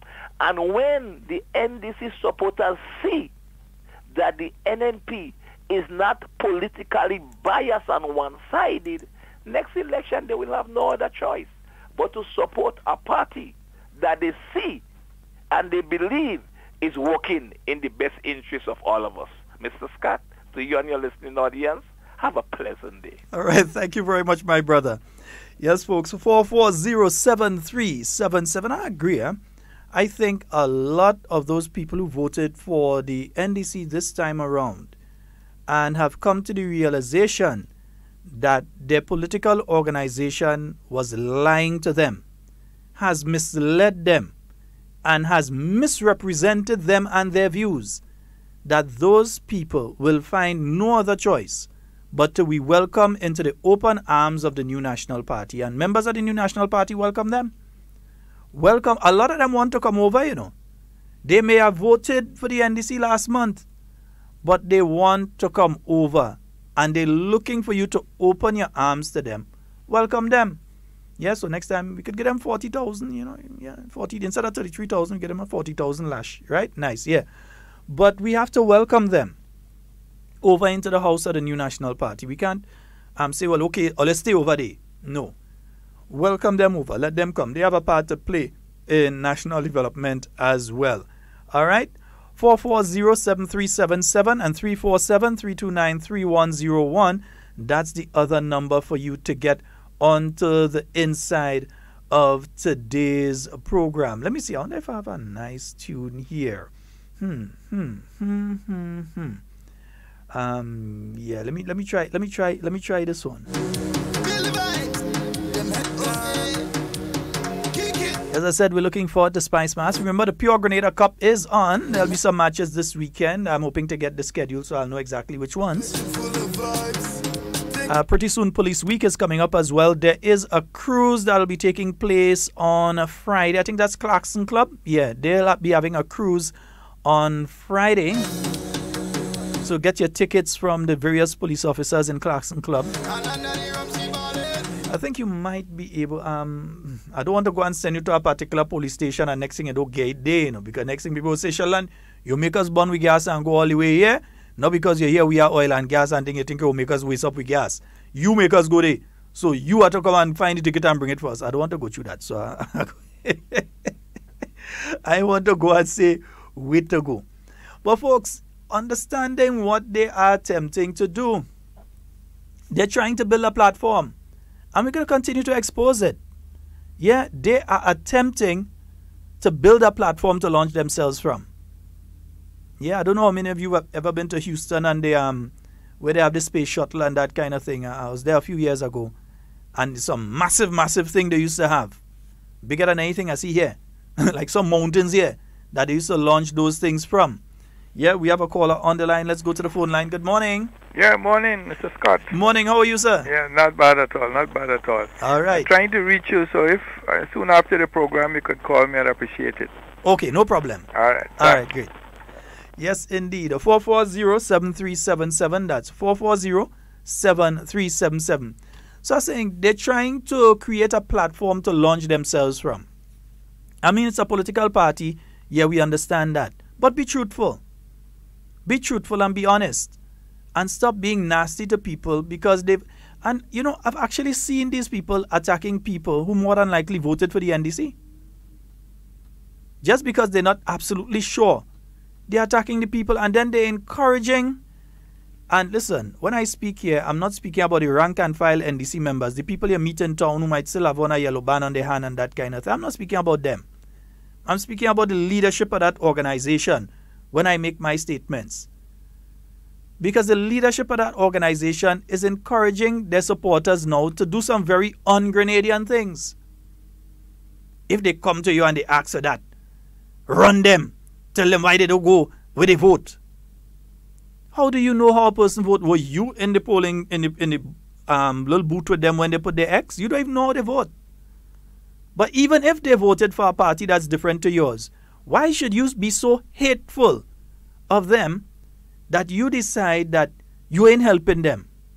Why should you be so hateful? Because that's what the leadership is encouraging, that sort of behavior. And when I say they're encouraging it, have you heard them speaking out against it and saying to their supporters to love everyone and to help everyone? No, but you have their mouthpiece out there and with the tacit support of their executive telling their supporters to be nasty to other people once they're not an NDC. That's the sort of thing that they are getting on with, that they need to stop. They need to stop that. They really and truly need to stop that. We're all Grenadians. Yeah? We like we oil down. Some of us, not everybody like oil down, but the vast majority we like oil down, or we at least respect it. We love our flag. To a man, woman and child, we love our flag. I ain't find a Grenadian that don't like we flag yet. Every single Grenadian we proud of we flag. Yeah, some people cry when they see when they saw Lyndon Victor standing on the platform after the victory at the Commonwealth Games day before. When they saw him, yesterday morning, when they saw him standing on the platform there and the Grenada national anthem playing and the Grenada flag going up, tears come out of Grenadian eyes. We love our flag. That had nothing to do with whether you're a supporter of the NNP or whether you're a supporter of the NDC. It had a part to do it if you're Grenadian. So we all love it. But yet still you have a political party telling people, if you feel there's an NNP or if you see them with a green band on their hand. I heard a woman make one of the most dotish statements I've ever heard on radio, and you have a host sit down there and encouraging that kind of thing. One of the most dotish statements ever. That they going in tongue, and when they buying, if they see any of them with a green band on their hand, they don't buying. Well, if you want to go like that, 33,000 people voted for the NNP, 20-something thousand voted for you all. So it have more people for them and more possibility of them getting a sale from people than it has if you want to take that kind of attitude. But you telling me that if you're getting the best price, they so okay, let's say that something goes wrong with you and you need surgery. And it just happens that the doctor who has to do the surgery for you happens to be a supporter of the New National Party. You go stay undead. That's the stupidity of the thing. And you have to call people out on stupidity. That is stupidness. That is un-Grenadian behavior. So you're saying that it's either you support my party or you support none? Well, not even you support none. No, it's either you support my party or nothing else. That you have to support my party. That's the attitude that has them in the position that they are right now. And they're learning. Brothers and sisters, they don't learning. They start to line up 3-0. Yeah, they start to line up another 15-0. That's what they're lining up. Don't blame Dr. Mitchell. Don't blame Peter David. Don't blame Nicholas Steele, Emlyn Pierre, Oliver Joseph, Kate Skeeter Lewis, Delma Thomas, Yolan Bain Hosford, Tobias Clement. Don't blame Alvinda Brio, Clarice Modescoin, Anthony Boson, Pamela Moses. Don't blame Gregory Bowen. Don't blame anybody on the new National Party team. Blame yourself. Because you are the ones out there running people from your organization. And I want you to change your leadership and leave it right there. Yeah, good morning. How you doing? Hey, I'm good, man. Sheldon, I'm surprised to hear you saying that they ain't making those statements. I mean, when this guy was on, I was telling their supporters when they lost the election in 2013, go back to your leaders and tell them, learn to love people. And I tell them that all the time. It's a simple methodology. You have to go back to learn love, to learn people. It's all about, politics is all about people. This kind of hatred talk and spite and all that, they ain't working for nobody. Granian, that's stupid no more. The revolution has taught us a lot of things that them guys don't know we learn. And they have to learn that. And I surprised to hear educated people talking them kind of thing. I surprised to hear educated person will go in New York and say, making such a statement, and still coming back and campaign for election from the same people that you want to say they needy and greedy. How you think you won't get support from them? So these guys and them, they're not learning, and I think they have a good role model to learn from, Dr. Mitchell. If they want to learn real politics, because Dr. Mitchell is the undisputed heavyweight political champion of the Caribbean. And they can't stop that. The Caribbean will tell you that. So if they stand and talk about bad talking people and say what they could do people, they just putting more pressure on themselves and they're giving more support to the NNP. So I pray that the NC will, because we need another political party that is strong and could give NNP some thunder. But the thing about it is the NDC giving us more support. they ain't getting no support for themselves. They're giving us more support. So I pray that as time goes on, they will learn the lesson. And the simple methodology is to go and learn how to love people. That's the method. Mm-hmm. They have to go and learn how to love people. And once they could love everybody, whether you win or you lose, you love people the same, then they go in somewhere. Have a nice day, partner. All right. Yes, indeed. 4407377. That's, hey, Leslie, boy, long time I ain't hear you, boy. 4407377. That's the number for you to get on to the inside. We have a caller. Good morning. Good morning. Hello, good morning, Brother Scott. Hi, morning, my dear. How you doing? Yeah, I'm great. Yeah, continue keeping up the good works you're doing and always does. But Brother Scott, why it is that all these people have one mentality? Why they are haters and not lovers? You see, I don't believe that's the entire NDC, eh? I believe that there's a fringe in the NDC, a group of people. You see, those who call particular radio program and the executive, those are the ones that act like that. But why? I know people. We're supposed to be loving each other. We all are Grenadians. Listen, there are people who drive bus that are NDC supporters, and I will go on their bus and they have nothing to say. They don't interfere with you. They have a good conversation with you and so on. There are people within the public service. There are people who's vendors that support the NDC, and I go and we have a good conversation. Oh my God! But this is a fringe. I don't really know what's going on in this place. This is a fringe.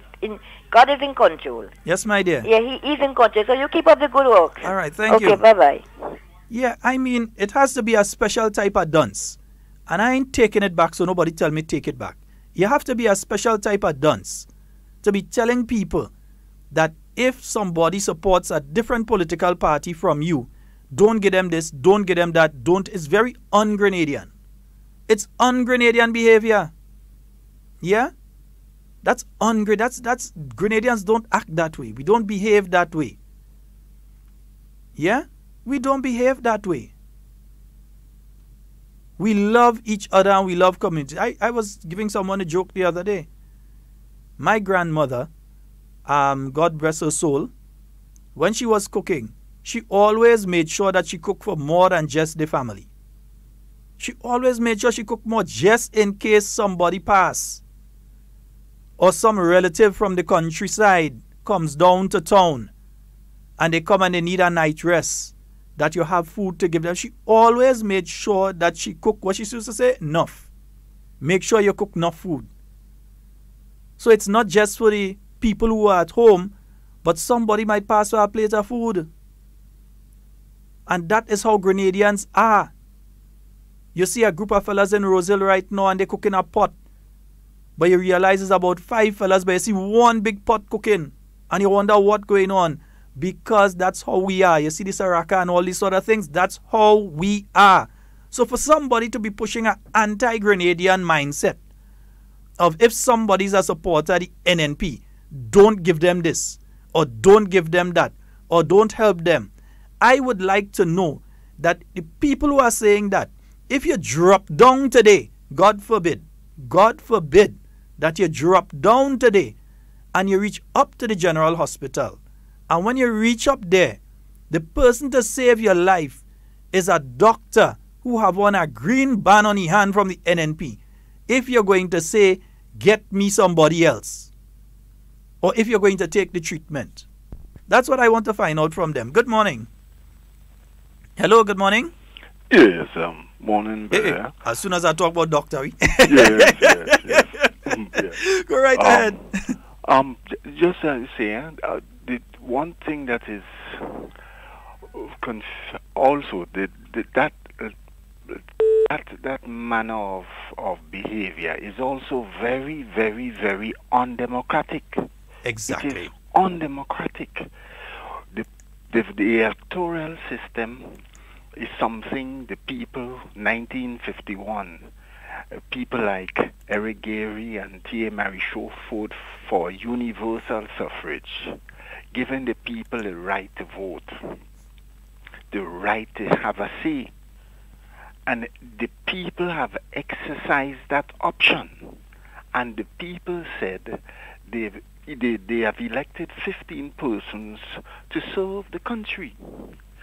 It is only a basic courtesy that all political organizations respect the position, the opinion, the voice of the mass of our country. So it's, to say the National Democratic Congress behaves, advocates, and expresses such sentiments, it's fundamentally contradictory to the principle and the concept of democracy itself. Mm-hmm. And they are failing to understand that. They're shooting themselves in the feet and in the mouth. Thank you, sir. Exactly. Thank you very much. And that's exactly it. It's undemocratic as well. It's undemocratic. You know, in the same context, I've heard of a situation recently of a young man that went to prison. I'm going to close on this one. There's a young man that went to prison. He was at prison. He came out. He changed around his life. He's out from prison. Had a job and lost his job simply because some people went around saying that he was in prison. Perception of people. What people may have done things in their life and so on before. And we need to be very, very, very, very, very open and honest with how we deal with people. Not because somebody spent time in prison means that we should throw them out the door. Yeah, many people have reviewed their life and they're doing things with themselves. Something I'm going to talk on a lot more. Yeah, people have a democratic right to choose which political party they support. Doc is absolutely right. It's a democratic right, and a party that has democratic as part of their name is saying that you have no right to support any party but theirs. And they could try and dance around the issue as much as possible and say it's not them. But they are the ones that are supporting the people that are saying that. And I continue to say, when I say my thing, know that I'm speaking here to the executive of the NDC and their fringe people. And when I say fringe, it's like this grouping. That's the ones that just call the radio and act like that and so on. Ask them how much of them does go out in communities and meet with people and help people anyway. but they're trying to encourage people not to help people. Listen, NNP supporters, if you see a person who you know vote for the NDC and is a supporter of the NDC and they're cussing NNP every day and something happened with them, help them. Help them. We are all Grenadians. Good afternoon. Hello? Morning, bro. Morning. Afternoon. Morning, Grenada Peter Matnick. Did I just hear you said someone lost their job or the fact because people went a wrong state that he went to prison? Yeah. And by that fact, he lost. I mean... And the guy, it's not like the guy run away from prison.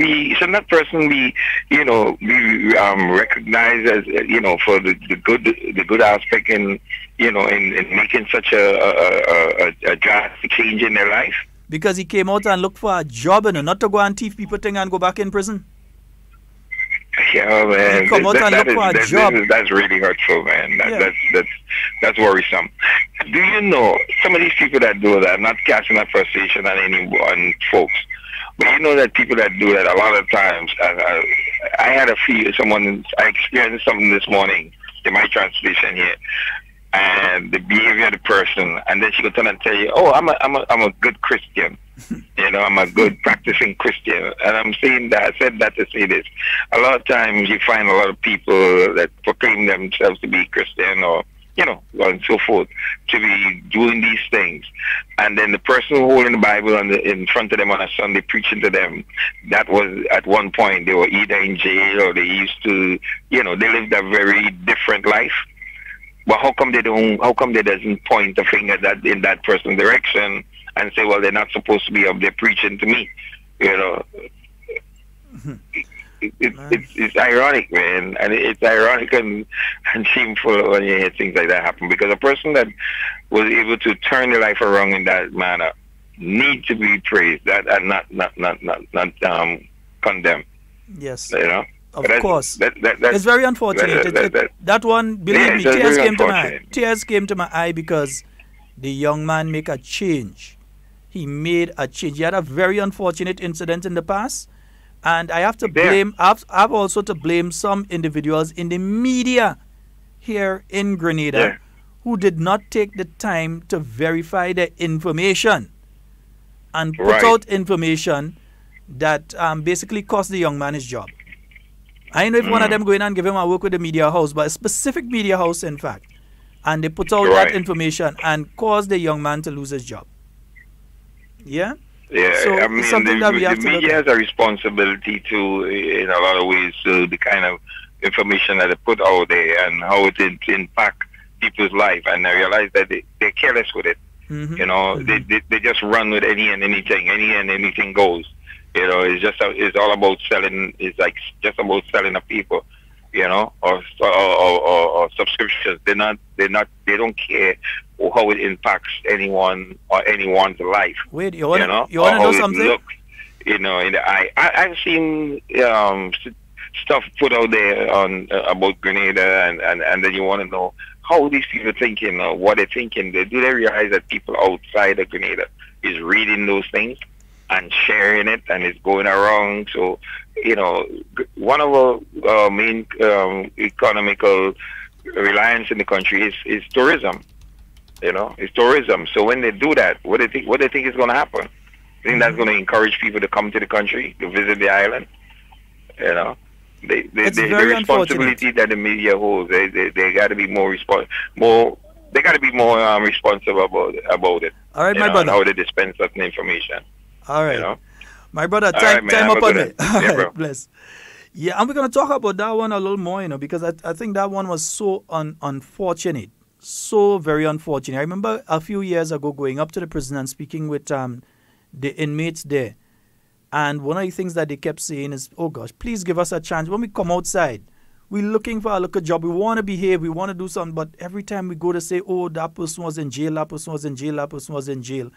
And even though they've been through an entire program in the prison, that helps them to think differently and to want to be contributors positively to society. When they come out, society tends to put them back into the negative bracket. They start mentally and then physically put them back into the mental bracket, the mental negative bracket. So it's something that we definitely have to have a conversation on very soon. But to the members of the New National Party out there, and all political parties and people who don't support any political parties, don't look at a wristband to decide if you're going and help somebody. You tell me if you see somebody pass out in town and they have on a green band that you're not going to help them? Or if they have on a NDC band, you're not going to help them? Come on, man. That's not Grenada. We don't operate like that. We are not with the warlords of Somalia. We are a decent people. Yeah? We are not a failed state with a bunch of chaotic, crazy people running about with xenophobic tendencies. We are a beautiful island in the beautiful Caribbean, and we are the most beautiful island in the beautiful Caribbean. The only way an island could be more quiet and peaceful than Grenada have to be that it's uninhabited. Nobody living there. That is the only way it could be more peaceful than here. And we know that. We accept that. That's part of who we are and what we are. So we need to call out the people who are making these dotish statements, these dunce statements. We need to call them out for who and what they are. Yeah? We need to call them out. Because that is not Grenadian. These people can't be Grenadians. They may come from somewhere down in the Middle East, Yemen, or some kind of place like that. They come from some other. They ain't come from here to be making them kind of statement. Something had to be wrong with them mentally. But we realize a lot of them needed smelling salts the night of the 13th. We realize a lot of smelling salts did sell. So a lot of them needed smelling salts the night of the 13th. But that has nothing to do with the New National Party. We could have run on our record. Blame your organization that could not run on theirs but had to run away from it. Folks, that's all the time we have for the program for today. It's been wonderful being here with you. We love each and every one of you. Everybody, every one of you, help someone. Don't look at politics. They are human beings the same as you. Yeah? Everyone, help someone. We love each and every one of you, and we want to be speaking to and with you and not about you. Just because we love you, eh? Nice. So that's all the time we have for today.